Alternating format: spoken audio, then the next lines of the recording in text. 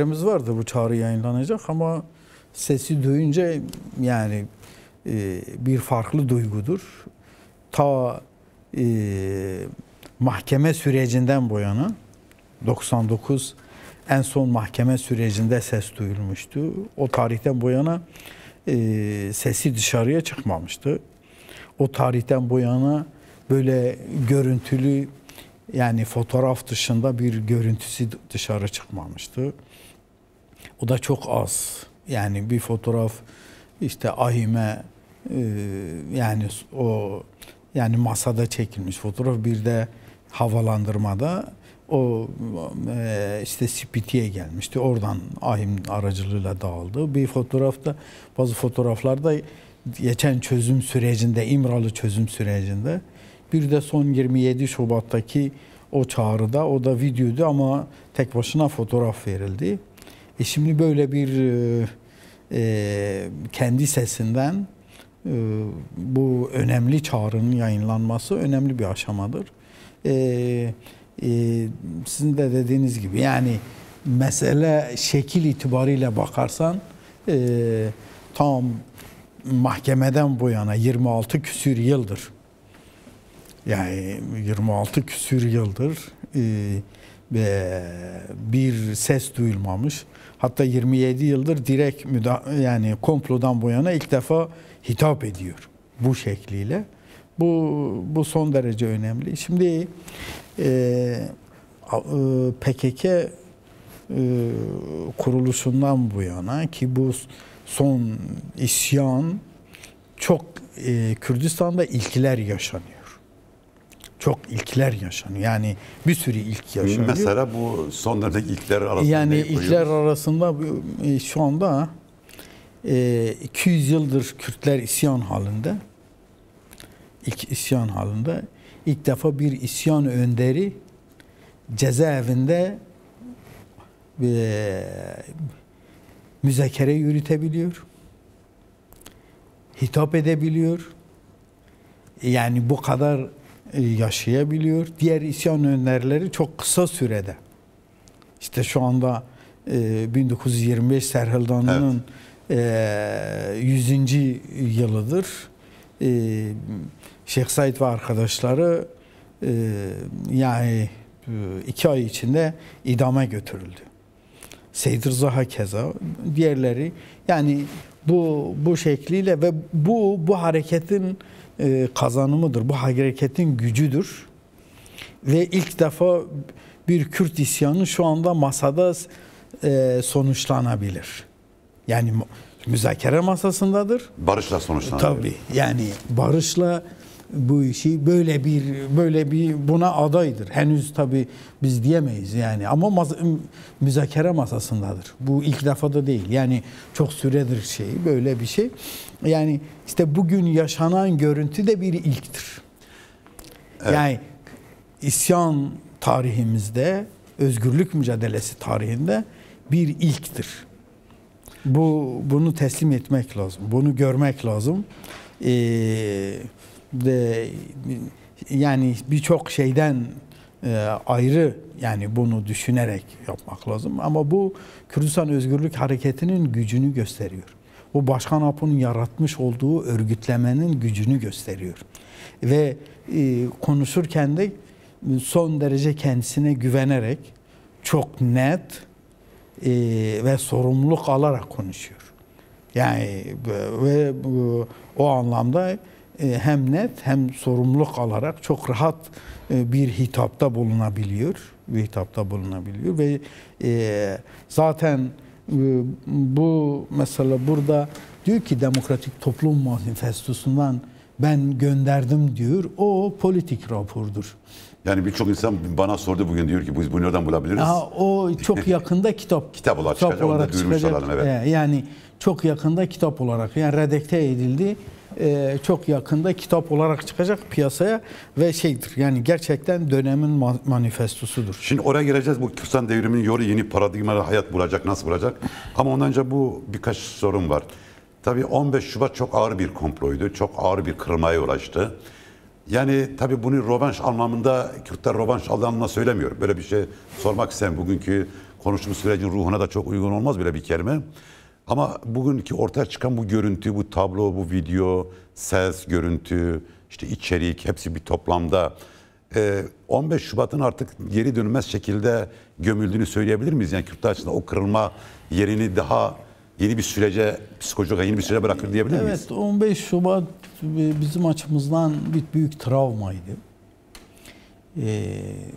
Kürdistan Özgürlük Hareketi'nin son yani işte 52 yıllık bir mücadelesi var. Bu 52 yıllık mücadelede en büyük darbeydi. Yani diğerlerinin hepsinden yani bu hareket birçok kayıp verdi, çok darbeler yaşadı, çok şehit verdi. Ama yani harekete vurulmuş çok büyük bir darbeydi. Ve bu yalnız Türkiye'nin eliyle olabilecek bir şey değildi. Yani bir uluslararası, devletler arası komplo, Amerika'nın başını çektiği bir şey. Yani böyle bir hani bir büyük ittifak Kürtlere karşı kuruldu ve öyle bir şey oldu. Bu büyük bir travmaydı. Büyük bir travmaydı. Şu anda 15 Şubat'ı tümden bertaraf ettik mi? Büyük ölçüde boşa çıkardık. Büyük ölçüde. Ama Başkan Apo özgürleşene kadar yani özgürleşmeyene kadar bunu diyemeyiz.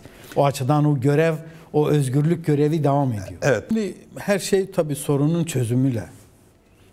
Yani bu işin bu müzakere nereye varacak? Bu sorun gerçekten çözülecek mi? Çözüldüğü zaman ki zaten bu adımlar bu çözüm için atılan adımlardır. Bizim yani Başkan Apo zaten orada da var. Kendim için bir şey hiçbir zaman özgürlüğümü bir şeyin önüne koymuş değilim. Hepsi birbiriyle ilintili yani. Onu söylerken şu anda evet yani o İmralı sisteminin tümden devreden çıkması lazım. Başkan Apo'nun orada serbest çalışır hale gelmesi lazım önce. Misafir kabul edebilmesi lazım. Siyaset yapabilmesi lazım. Basınla ilgili her çevreyle ilişki kurabilmesi lazım. Dünya ile diyalog kurabilmesi lazım. Sonra oradan da çıkması lazım. Evet. Yani bu sürecin gereği budur. Yani ilerleyecekse öyle ilerleyecek. Yani şunu diyemezsin. İşte bir sorunu çöz. Sen bütün bunları çöz. Herkes özgürleşsin ama sen orada kal. Bu yani adil ve ahlaki bir şey olmaz tabii. Olamaz da yani mantıklı da değil. Mantıklı da değil. Yani bir bütündür. Bir bütündür. O açıdan biz özgürlük hamlelerini yürütürken, kampanyalarını yürütürken her zaman şunu söyledik. Başkan Apo'ya özgürlük istiyoruz ama bu özgürlük bir bütündür. Onunla özgürlük isterken kendimize de istiyoruz. Yani hepimiz içindeyiz.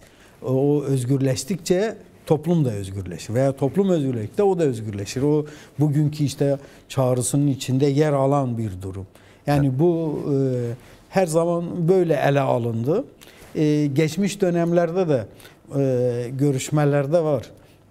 Başkan Apo en son o 2015'te tıkanma süreci yani artık görüyordu. Süreç tıkanıyor. Diyordu bir daha görüşme heyetinde bir daha görüşmeyebiliriz. Benim için değil kendiniz için çalışın. Kendiniz için ne uygunsa onu yapın. Beni yani hatta şunu diyordu. Beni burada unutun. Beni ölmüş bilin ve ona göre de karar alın, ona göre de uygulayın. Siz özgürsünüz. Yani bu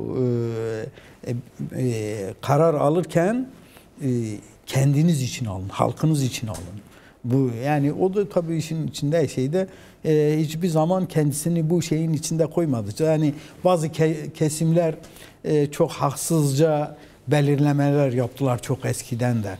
İşte Abdullah Öcalan kendisini kurtarmak için bunları yapıyor, şu bu ediyor. Veya PKK'nın Öcalan'ı kurtarmak dışında herhangi bir programı yok, bir şeyi yok. Bunlar hepsi yani uydurma şeyler. Başkan Apo dışarıda neyse içeride de odur.